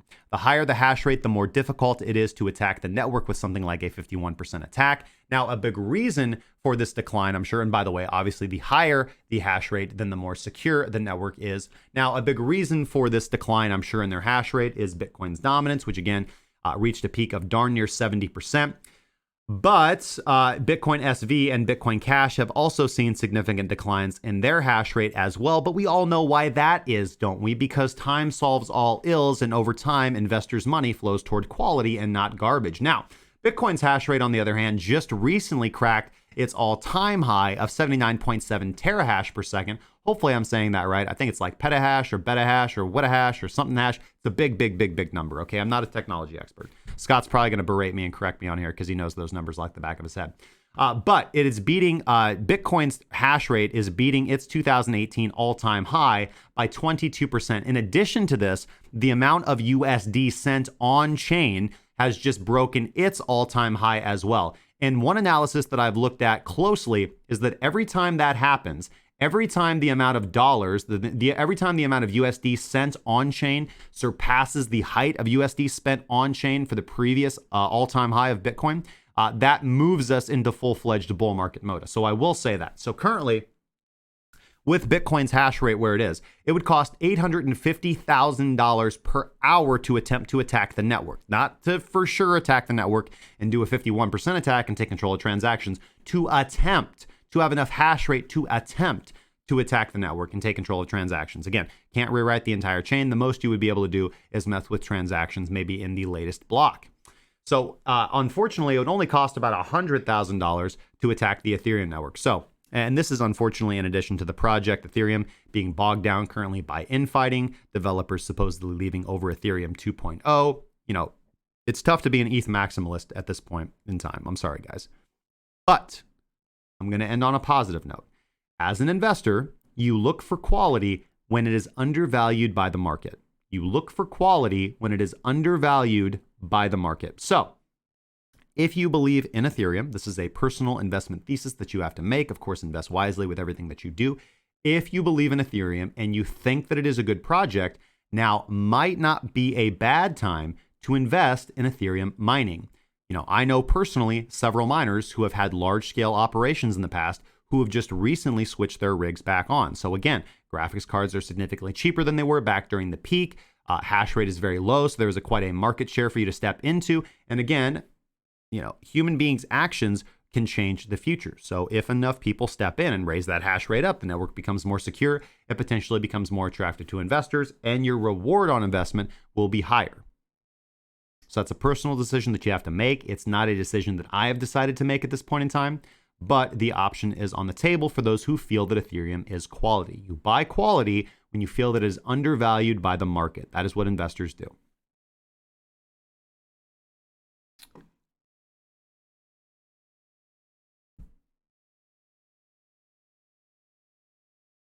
So, by the way, we forgot to do this. We forgot to say we're going to the news with Today in Bitcoin. I love that thing. So anyways, guys,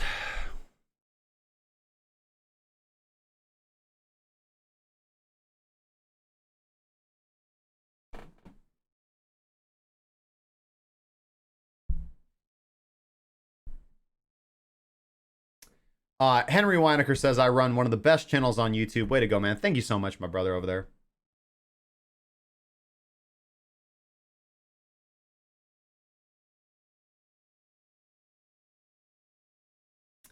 Domina says, honestly, charities utilizing blockchain is the use case I see having a significant impact on society. There's a lot of nefarious activity involved in charity funding, and this would be a step forward. I highly agree with you, man. I think that there is a lot of, I think that there's a lot of fear or misappropriations toward investing in charity, toward participating in charity, and I think that's because of the way that funds have been mismanaged, and blockchain allows us to bring all that to the surface and make it transparent. So I think that's a fantastic innovation. Head over into the live stream, and we will go back to Bitcoin's price. Chameleon, thank you so much for joining the community over there on YouTube, my friend.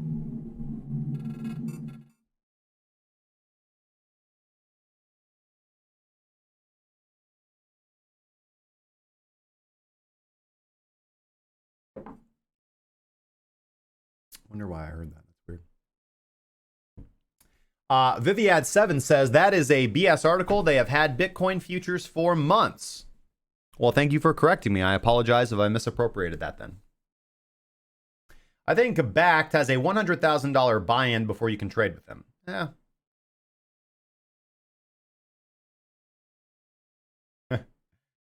Neo Gaming is an Ethereum maximalist. But your name is Neo. Neo Gaming. It should be ETH Gaming. What's the most popular decentralized application on it's TronBet. Isn't that run on the Tron blockchain? Where's all that Ethereum? I'm just messing with you, man.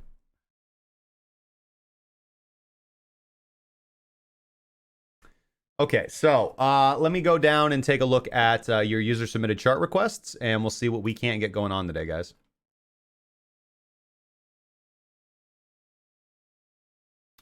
I got Tesla. Let me go through the chat here. Jay Fizzle says, could I possibly look at TRNX at some point as a penny stock, but I would love to see how your system compares to mine. Like button smashed, by the way, and thank you for all you do for the community. Well, thank you, man, for the support, and thank you for showing up every day, man.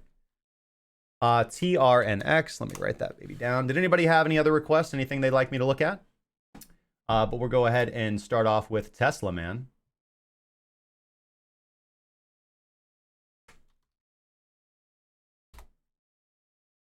Hey, hey, mama, love the way you move. Gonna make you sweat. Come on, Elon Musk. He's gonna put my brain in a tank and link it to the computers. Yeah, dun dun dun dun dun dun dun dun. Sorry. Elon Musk is crushing it, guys. All right, let's look at Tesla, man. We've got REN and ADA USD as well.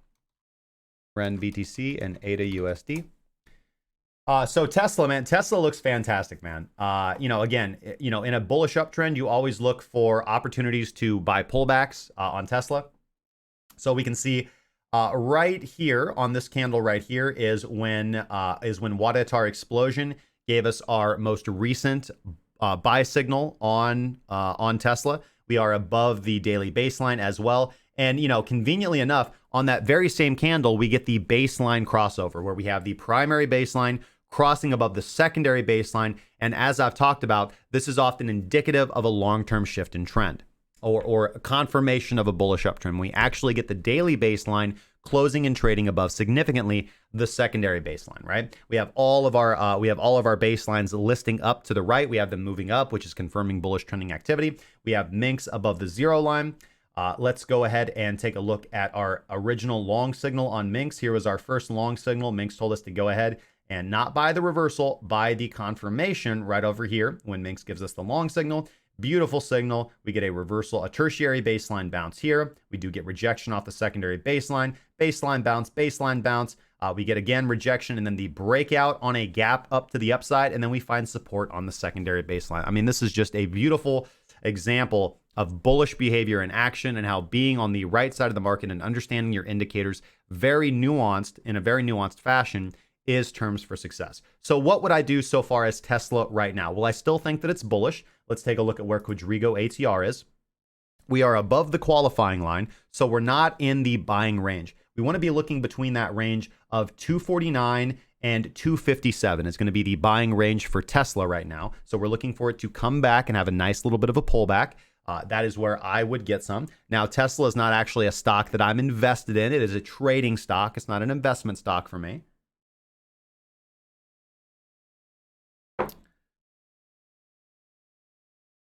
Okay, let's take a look at the... so we're not in the buy zone, and we don't have a signal to go long yet. We'd be looking for a continuation long being generated by Minx. Let's take a look at RVGI. RVGI is curling over, telling us that it's about time to take profit on our long trade. RVGI has not done this for quite a while. 11th of July is when it actually flipped back up to the upside in recent times, which is a reversal indicator in and of itself, RVGI. I know that some individuals are using it as an initiator. I don't use it as an initiator. I'm not saying that I don't recommend using it as an initiator. It's just not one that I use. You know, again, depending on what indicator type you're going to use for your initiator is going to depend on further components of your strategy as we're walking through in PTP right now. So I would say this is not the time to buy Tesla. But I'd definitely be looking for that pullback back to the daily baseline after some nice bullish listing activity. I mean, but on the other hand, we don't see that big volume spike that would initiate the imminent pullback. So, you know, it's kind of one of those areas where, you know, you might want to go ahead and get a little if you're looking at this as a bullish appreciating stock. Look to average in back on that pullback to the daily or the tertiary baseline, and then take the trades from there. ATR right now is going to be coming in at... ATR is coming in around $7.16. So that's where you'd be looking to take multiples on your take profits on the way up, depending on your average entry on Tesla, man. Again, I don't see a strong entry right now, but this looks overall quite good to me. All right, we're going to go look at TRNX. Tyrannus Technologies. All right, Tyrannus Technologies. Yeah, interesting penny stock we got going on here. All right, so we get the long signal right here. We get our face melted off on that one. And then we can either enter here when price closes back above the baseline and all our indicators are still confirming. And we can enter here. Do we get the crossover signal right there? Yeah, we can enter on this candle for sure, though. That is going to be a continuation long signal right there. And that's a pretty good one, man. That allows us to catch this run up right here. Most likely we hit our trailing take profit on this wick down to the downside. Let's see here. Daily baseline bounce. We get filled here. We don't actually close at any time below the daily baseline. So if we would have taken the daily baseline reversal trade bounce, that would have been well within our boundary of stop loss. This movement to the downside would not have knocked us out of the trade. And look what we wake up to the next day. Just a big gap up all the way. I mean, literally, what, 100% bounce up on this penny stock? Yeah, man, that's fantastic, man. You get to wake up to that just for taking the reversal baseline bounce and holding on to your balls. All right, so on that same candle, we did get that reversal, or excuse me, we got the continuation long signal on that candle as well. We had a pullback to the vicinity of the secondary baseline. This is good, man. I mean, volatility is really high. This is not, small penny stocks like this can often move slightly unpredictably. But I'd be looking for reentry again back among our primary baseline around that 37, 38 cent area is where I'd be looking to reenter if I were to catch a dip on this, if I were looking to catch a wick. But I think this looks pretty good. If this can hold, let's go look at the monthly on this.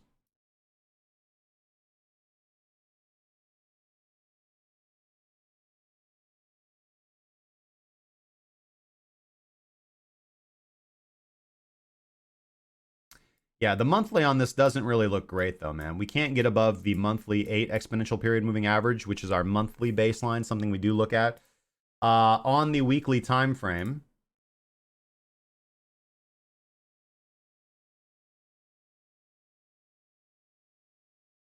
I mean, this doesn't scream long-term bullishness, to be honest, man. You know, on the weekly time frame, we are trading above the baseline. We are trading above the baseline on the weekly time frame. So from a weekly scale, I'd say that if we can hold this level, then our next level of resistance is going to be about 65% to the upside, around 92 cents.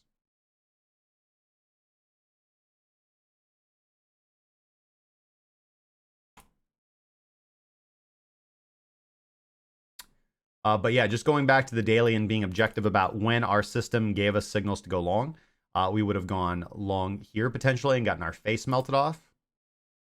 We wouldn't, because that was above the qualifying line. We could have gone long here or here when we actually get the continuation long signal. That would have put us in for this trade and then a reversal baseline bounce right in this zone and taking the trade to the upside here. We'd be out of the trade right now for sure after a big guap like that, and now we're just relaxing, man. So again, looking for the pullback or looking for the breakout trade.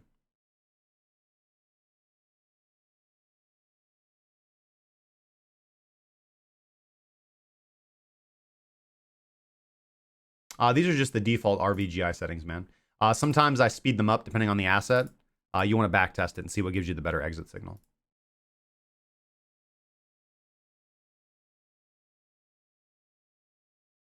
Yeah, let me know. I agree, Neo Gaming. What are you guys buying? What alts are you guys buying? Let us know in the chat.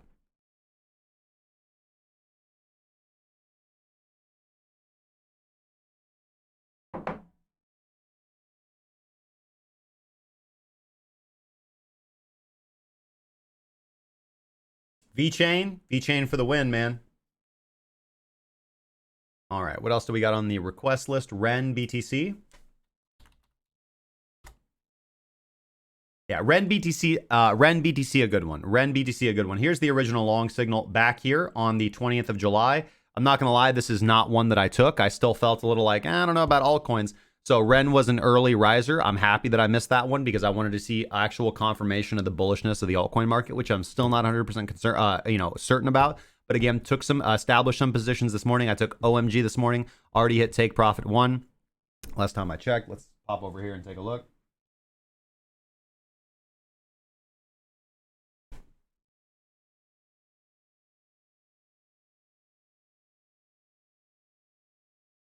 OMG still up 31, still up 3% on OMG after hitting TP1. We're back at TP1, up on IOTA,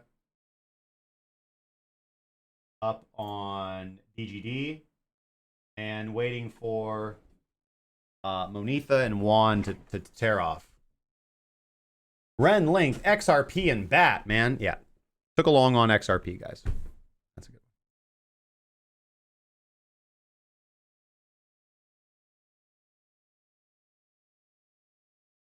Power Ledger for sure. Harmony 1, Basic Attention Token, Grin, Monaco. I think Monaco's a little overpriced right now.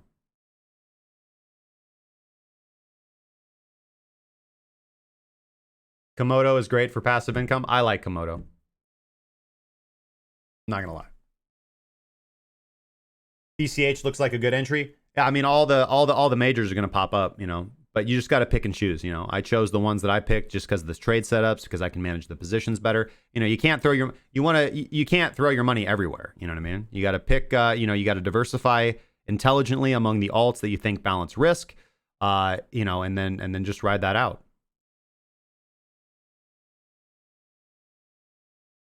But as for Ren, man, looking at Ren, we don't have the exit signal yet for the primary. We don't have the daily dropping back down below. We do have price stalling out a little bit. Here's the original long signal right here. Let's go down to something like the 12-hour time frame, see if we can get an exit signal earlier. Yeah, we do have the exit for the 12-hour trade right here. Right, we do have the exit for the 12-hour trade right here. So be looking for a pullback potentially. Again, I wouldn't be supremely interested in re-entering Ren. I think that these altcoins pumps tends to go in waves. So you kind of, you see pump, pullback, other things pump, that consolidates, and then it takes another leg. It's typically how alt season works. And again, I'm not calling for alt season. I'm just saying that the charts look interesting. And I think that, with Bitcoin dominance rising and dropping, I think it's going to be an interesting time coming up. Let's see. It could get completely faked out over the weekend. So don't pull your 401k out and buy altcoins yet, guys.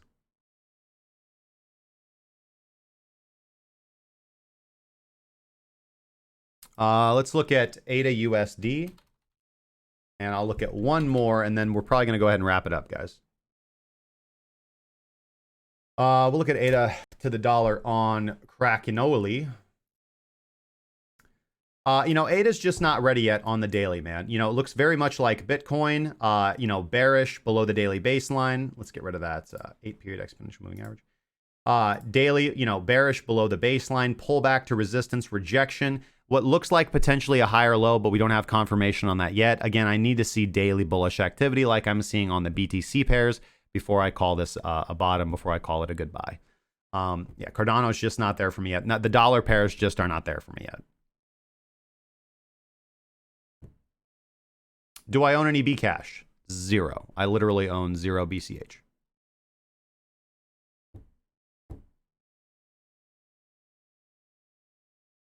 I will trade it, but I will never invest in BCH. No, I do not only trade dollar pairs. I trade dollar pairs when they're more profitable to trade, and I trade BTC pairs when they're more profitable to trade. For a very long time here, it's just been more for I'd say this entire month. Don't touch altcoins, and it's only been profitable to take leverage positions short.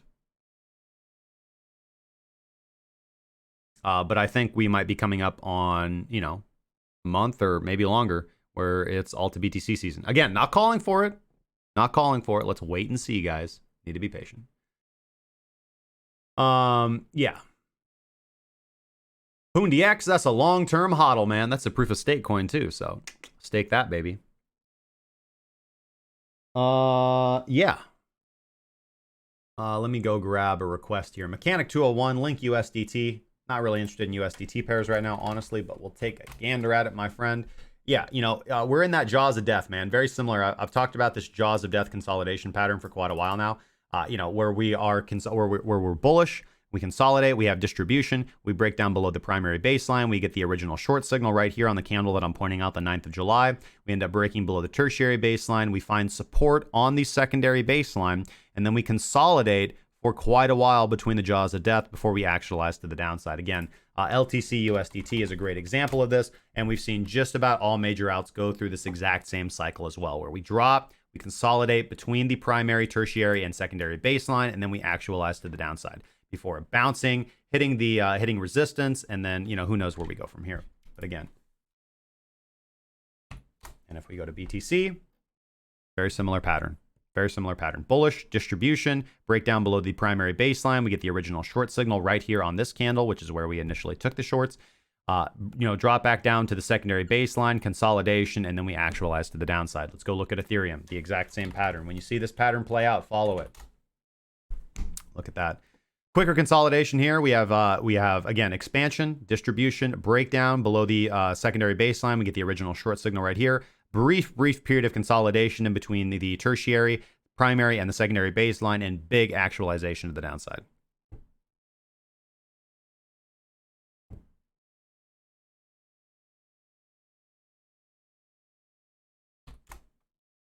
Go look at silver. I really would prefer to just look at ZAG, excuse me. Let's go look at the CFDs and just go look at ZAG. Silver looks good, man. This is the CFD. This is what I'd be trading. So here's the original long signal on silver back on the 14th. Beautiful signal. And we get the signal from Wadatar proper on the very next candle. Beautiful bullish expansion. No reason to be exiting this trade yet. No reason to be entering the trade. Again, you don't buy when price is supremely high. People are going to be calling this a breakout trade. Is this a breakout that I want to see? No, we're just coming up into this trading range right here. Price looks good, man. Hold on to your trade, move your stop loss to break even, and take some profit. Because I'm sure that from the original entry right here, we have garnered some profit from this. But I think silver looks good, man.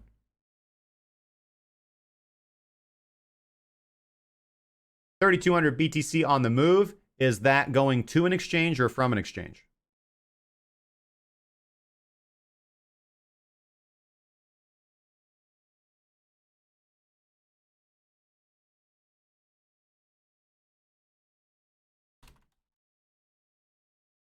Neo Gaming. Yeah, that was me, bro. It's nothing, man. Just moving a little bit of Bitcoin around from my, pocket change. You know what I'm saying, bro? 1,000 BTC transfer from OX to unknown wallet. Here we go. 32,490 BTC transferred from unknown wallet to unknown wallet.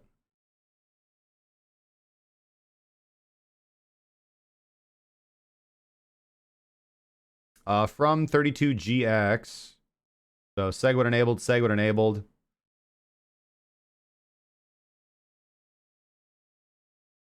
Jellyfish alert.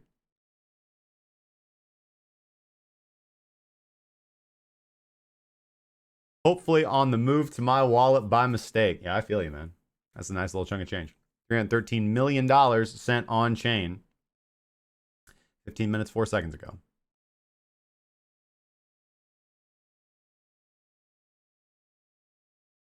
If it's going on, if it is going on to an exchange, so it's not going to BitMEX. I doubt it's going to be going to ByBit or Deribit.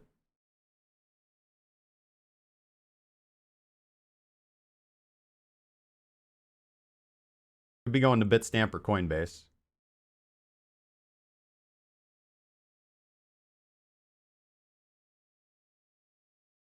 Well, get your popcorn out, guys. Let's watch. Remember, if you are in a 1x short position, it doesn't matter what price does. You retain your dollar value. And then you get back in the trade when you were confident about price. You know, I talked to a newer student last night. And we were talking about how he was talking about how he wasn't in the full risk short trade because he's newer to trading. You know, he's going through the coursework. He's learning how we trade. He's learning how we do things at Kraken cryptocurrency. He's doing quite well. And I walked him through how to put on a 1x short. And I explained to him what it means, how it works. I explained the funding fee. I explained all the P&L calculations. And when we were done, you know, he called me, when we were done, he's like, wow, he's like, I can just sit in this position and not worry about what Bitcoin's price does, whether it goes up or whether it goes down. I'm like, great. He's like, well, I think I can finally sleep tonight soundly for the first time in a long time. You know, leverage is a wonderful thing if you used appropriately.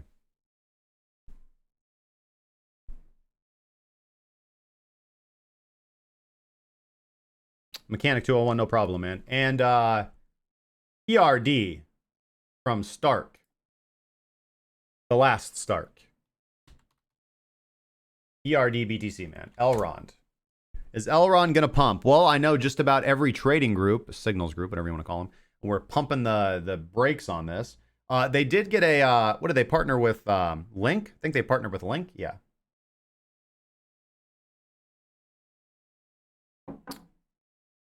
B-Flow, what's up, man? I gave you a shout out at the beginning of the video. I highly recommend you just rewatch the entire thing for me, brother. Hopefully you had a good trip down to Vegas, man. Make sure to check out a magic show for me while you're down there.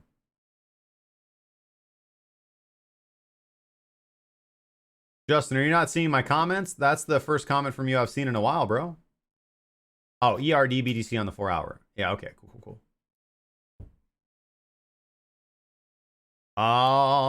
Let's take a look at Elrond BTC. I'm bullish on altcoins right now, so it's my fuck you dollar. Long signal right here on the 4 hour. Wadatar explosion confirms. Did we already hit TP1 on that bad boy? No, not yet. What about if you used MATR? Still no. Yeah, in that 4 hour consolidation jaws of death area. But again, let's look at the daily, man. Daily coming up, hitting resistance. I don't really like that. But again, we don't have a whole lot of data here to go off of. So we will have to go to the 4 hour. And the 4 hour has called the long signal very well this time. And it hasn't called the long signal until now. So I'm going to say that this probably looks good. Yeah, man. You know, you've only got 2 previous signals and each one was a big winner. But again, the law of diminishing returns, right? So run up, pretty nice. Run up, Run up, You know what I mean? Took the trade at 39 sats, so you're at break even, man. You're good. Your stop loss should be down here around 35. And you'll probably be kicked out of the trade way earlier if you end up closing a 4 hour below the daily baseline at 38. Hold!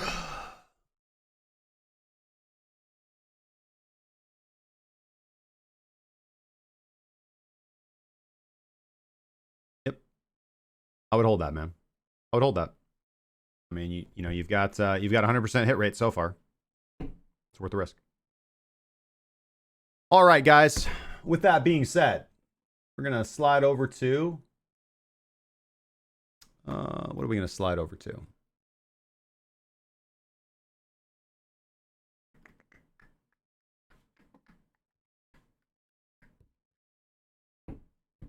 I guess we're not going to slide over to anything, to be honest with you.